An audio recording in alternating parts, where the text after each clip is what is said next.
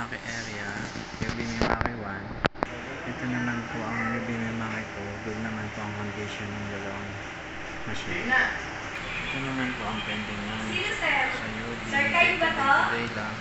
Ito naman po ang sa pending. Day-to-day lang po. Marami pong upload. Ito naman na ang UV pending area. Ito po yun sa jig naman po, kompleto naman ako sa jig. Ito po. Ito naman po ang aking cleaning material. Ito naman po.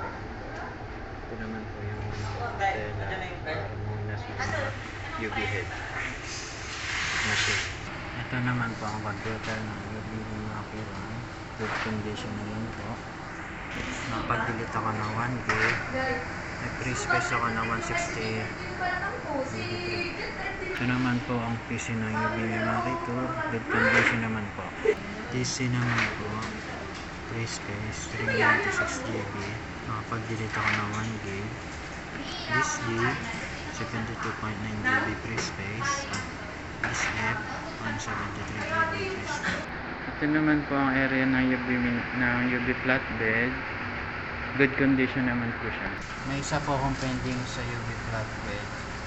Kasi ito po yung computer niya, good condition rin naman po. Nakapag-delete ako ng tubig at ito po yung kanyang local disk, 29.8 GB free space. Ito naman po ang ink ng UV Mimaki. Kompleto naman ako sa lahat ng kulay.